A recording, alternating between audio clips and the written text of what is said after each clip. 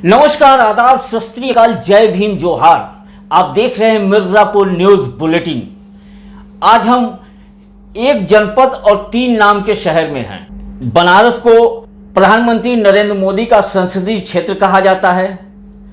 इसी को काशी विश्वनाथ की नगरी काशी के नाम से भी जाना जाता है। बनारस हिंदू विश्वविद्यालय यूनिवर्सिटी जो यह बनारस के मशहूर है, वर्ल्ड लेवल पर इसके नाम से भी जाना जाता है। और सबसे बड़ी बात यह है कि एजुकेशन के हब के रूप में बनारस को जाना जाता है, वाराणसी या काशी की नगरी को जाना जाता है। तो आज हम कई कोचिंगों का सर्वे करके L1 के कोचिंग पर पहुंचे हैं, जहां के बच्चे अगर देखा जाए तो इनके परसेंटेज बहुत अच्छे आते हैं।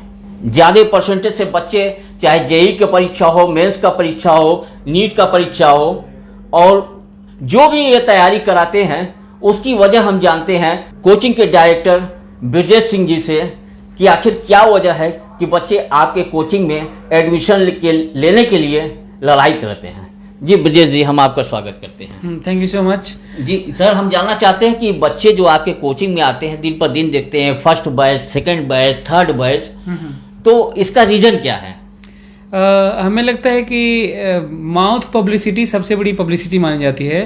तो जो बच्चे यहाँ से पढ़ के निकलते हैं, भले ही सारे बच्चों को तो सिलेक्शन नहीं होता, लेकिन कम से कम उनको इस बात का सेटिस्फैक्शन रहता है कि हम बहुत ज़्यादा गेन करके निकले हैं, नॉलेज लेकर निकले हैं और कहीं ना कहीं बहुत अच्छा ज़रूर करेंगे। क्योंकि ये ऑब्वियस सी बात है कि जेई मेन में 10 लाख बच्चे देते हैं। सीट्स वैसे आईटी में 10,000 है, 23 IITs हैं, 31 NITs हैं, तो उनकी अपनी लिमिटेड सीट्स हैं, इसकी भी अपनी लिमिटेशंस हैं। तो सारे बच्चों का तो नहीं हो सकता, लेकिन कोचिंग्स जो पैसे बहुत ज़्यादा लेती तो हैं लेकिन केयर कम करती हैं, तो बच्चे सेटिस्फाई वहाँ नहीं होते दूसरी जगह।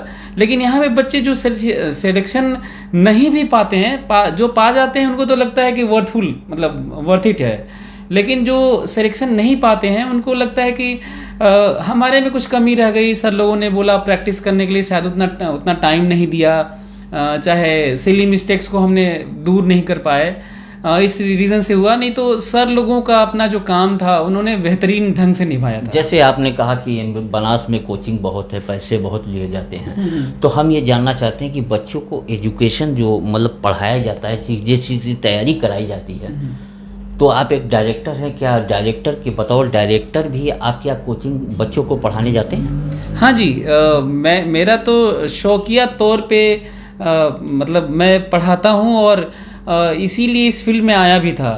नहीं तो मैं जॉब कर रहा था किसी मल्टीनेशनल कंपनी में। मैं ये भी देखा हूँ कि मैनेजमेंट बेस्ड कोचिंग बहुत ज़्यादा खुली हुई है, और नाम लेना उतना सही नहीं रहेगा। ऑनलाइन प्लेटफॉर्म पे बहुत सारे लोग पॉपुलर हो गए, लेकिन शुरुआत उन्होंने पढ़ाने से किया था। अब वो अपनी चीज़ें, वो जो इंस्टिंक्ट है वो भूल गए हैं, तो अब क्लासेस वो लोग नहीं लेते हैं। कोई कम लेता है, कोई ज़ीरो कर दिया है अपना। लेकिन हम लोगों का जो ये है ना कि जो टीचर वाली क्वालिटी है, यदि नहीं पढ़ाएंगे जिस दिन ना, उस दिन चैन ही नहीं मिलता, मतलब सुख चैन छीन जाता है, वो दिन खराब लगने लगता है। तो यहाँ पे ऐसा कोई बैच नहीं है जिसमें मैं ना पढ़ाऊँ, सारे बैच में मैं पढ़ाता हूँ। और यही मैं कहता भी हूँ कि जो कोचिंग सिटी कोटा के नाम से जाना जाता है, तो अक्सर मैं ये बात रखता हूँ कि जिन फ़ोटोज़ को देख के, जिन सिलेक्शन को देख के आप जाते हैं, वो 4 बैच होते हैं उसमें सिलेक्शन वाले। उसमें अच्छे टीचर पढ़ाते हैं, जो IITian है, चाहे डॉक्टर्स हैं। ये बहुत बड़ी बात director Brajesh Singh L1 coaching के बता रहे हैं, जो कि हर कोचिंग में 4 क्लासेज या 4 बैच चलते हैं। जो अच्छे नंबर से बच्चे होते हैं वो तो ऑलरेडी पढ़ने में तेज होते हैं, लेकिन जो कमज़ोर बच्चे होते हैं पढ़ने में थोड़ा सा, उनको अलग बैच में डाल दिया था। तो उस बारे में ये डिस्कस कर रहे हैं, तो उस बारे में आप इस बात को बड़े ध्यान से सुनिएगा, जो भी गार्जियन अगर हैं या जो भी बच्चे एडमिशन लेना चाहते हैं। जी बताइए, ये शुरू से आप। हाँ जी, तो मैं ये बता रहा था कि बहुत ज़्यादा संख्या में बहुत सारे कोचिंग एडमिशन तो ले लेता है, लेकिन टीचर्स की क्वालिटी अच्छी नहीं रख पा रहा है। मैं ऐसे बहुत सारे टीचर्स को देखा हूँ, जो, मैं टीचर की बुराई करना उतना अच्छा नहीं है, लेकिन टीचर्स को भी मेहनत करना चाहिए। बहुत सारे ऐसे टीचर्स आते हैं जो बिना मेहनत के हमारे यहाँ आते हैं, टेस्ट देते हैं, डेमो देते हैं, रिजेक्ट हो जाते हैं। उनको कोटा में हाई पैकेज पर रख लिए, बनारस में इवन रख लिया गया है। अब वो बैच इमेजिन करिए, जो टीचर्स मेहनत नहीं किए हैं वो बैच को पढ़ा रहे हैं। तो कोटा में 2 बैच मशहूर है, बैंकर बैच और रैंकर बैच। बड़ी बड़ी कोचिंग में 200 बैच है, जिसमें से 4 बैच से सिलेक्शन होता है और बाकी सारे बैच को बैंकर बैच कहा जाता है। हिडन एजेंडा है उन लोगों का। बैंकर बैच का मतलब है कि इसमें जो बच्चे हैं वो अपना फीस देने के लिए बस आते हैं, उनको सेलेक्ट नहीं करवाना है, वो डिजर्व नहीं करते, इस टाइप की मेंटेलिटी लेके कोचिंग वहाँ पे खुली हुई है। इवन बनारस में भी इसी तरह की बातें हैं। अक्रॉस इंडिया यदि मैं कहूँ पैन इंडिया तो भी लगभग ऐसी ही बातें हैं। तो मैं बड़ा दुखी हो जाता हूँ कि जहाँ पे कहा जाता है कि कोचिंग इंडस्ट्री एजुकेशन देने के नाम पे इतना अच्छा सर्विस दे रही है, वहीं पे कुछ लोग ऐसे भी हैं जो खूब एक बहुत ज्यादा पैसा ले लेते हैं। मतलब व्यापार हाँ, बच्चों के एजुकेशन बाजारीकरण। बाजारीकरण हो गया। तो आप समझ गए कि जो बच्चे पढ़ने में ऑलरेडी तेज होते हैं, अगर उनके ऊपर थोड़ा सा ध्यान दिया जाए तो ऑलरेडी आगे निकल जाते हैं। लेकिन जो बच्चे कमजोर होते हैं, सबसे बड़ा पॉइंट यहीं पर ये फंसता है, जो बच्चे कमजोर होते हैं, अगर एक डायरेक्टर अगर उनको जो कि शिक्षा अगर दे, ये भी BHU से ही टॉप किए हुए IIT, तो वो दूसरी बात होती है। तो L1 कोचिंग में ये चीज़ बहुत ही साधारण देखने को मिल रहा है कि हर बच्चों को एक साथ बैठाया जाता है। और ये हमको लगता है ना कि एक और चीज़ है, मेरा ये मानना है कि यदि आप अच्छे टीचर्स सारे बैच में प्रोवाइड नहीं कर पा रहे हैं तो आप उनको कहिए कि हमारे यहाँ एडमिशन क्लोज हो गया, आप दूसरी जगह जाइए। और दूसरी जगह भी बच्चे जाएं तो फिर से वहाँ पे टीचर्स अच्छे होने चाहिए।